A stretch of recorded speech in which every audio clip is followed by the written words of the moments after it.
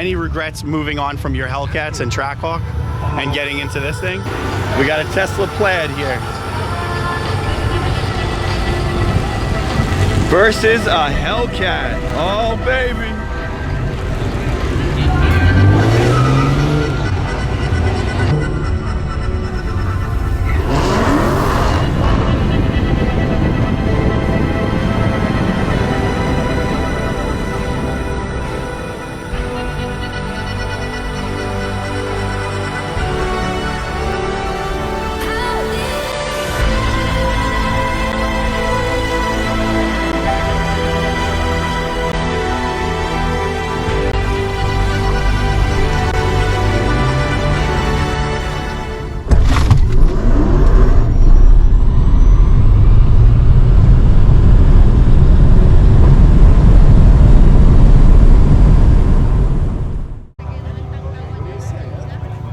All right, man, so you whooped the hell out of that Hellcat.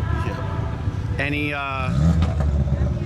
Any regrets moving on from your Hellcats and Trackhawk and getting into this thing? I would say the biggest thing is, you know, obviously the supercharger whining and, you know, just the overall, you know, going on driver experience. Yeah, driver experience. So this is soulless. 100%. Yeah, although I do have a couple other cars that are pretty fast. I have a supercharged Silverado and then a single turbo Audi. So I still kind of get those feelings, you know, but, you know, the Hellcat's a Hellcat. You can't really compare too much to those other cars.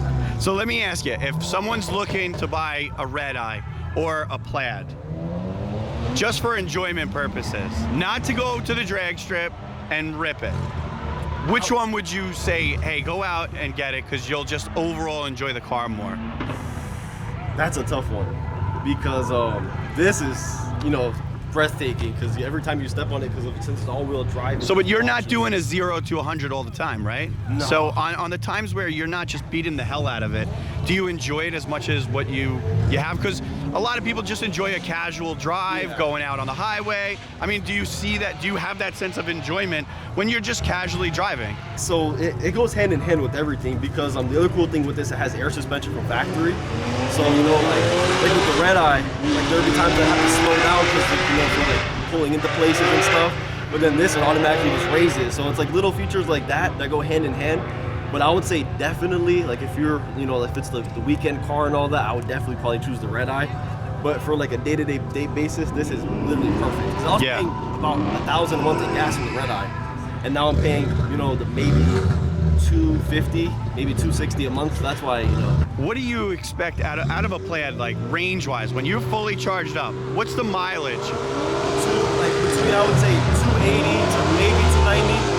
Have you ever taken it on a road trip or anything like that?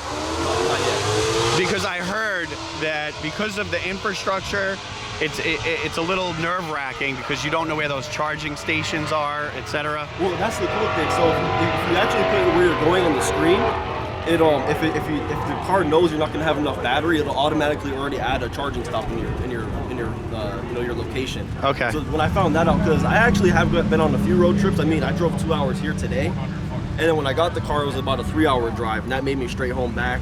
Today it was just straight here. Well, I did stop because I wanted it to be full charged here. That way I can just get, you know, all the power. Because if it's not the full 100% or at least in the 90s, it starts, you know, dropping power off. But the other day when I ran a 9.6, I was at 50%. So I don't know if it's like that much of a power drop or whatnot. Would you be kind of sad if everybody was in an EV now? Yeah. Like, let's just say everybody was forced to get this. You know, this place would sound like a library. Yeah. So.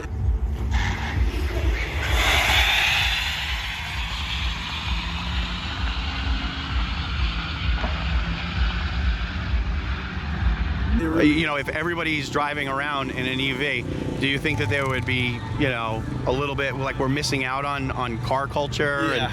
Yeah. I don't think they should make that many of them. I think it should just stay kind of how it is. You know, majority of, you know, gas cars. I actually don't mind EVs. I just don't think that we should all be forced into them. Yeah, I don't see the point in that. Yeah. I really don't. So, but to pacify your engine and the Hemi and the cold starts, you have other vehicles that you are not EVs. Yeah, and but if I was a straight EV, it would be pretty painful. So if you only could have one car in your collection, would this be the one? I would probably choose my Audi.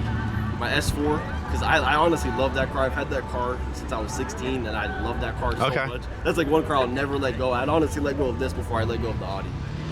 And there you have it, guys. You know, but I'll tell you, those accelerations.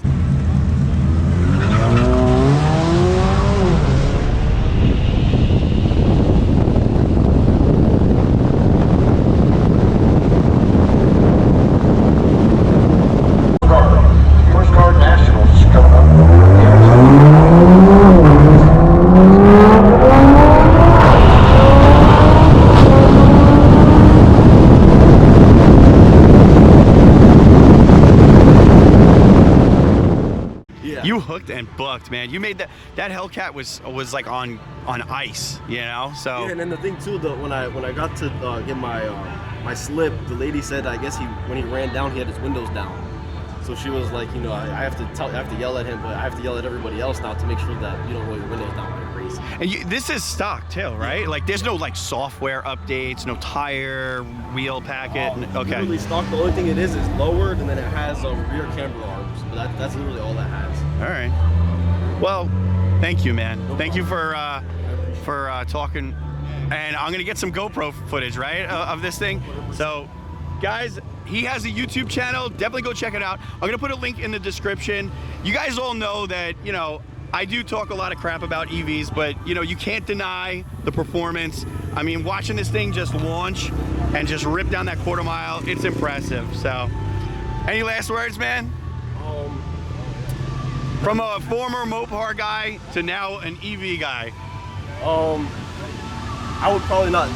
If I had what my biggest regret was probably daily driving my car, because I feel like that's what kind of led me to some of my problems. But you see, you can't beat that.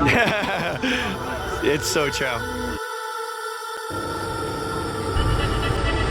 We got a Tesla Plaid here versus a Hellcat. Oh baby.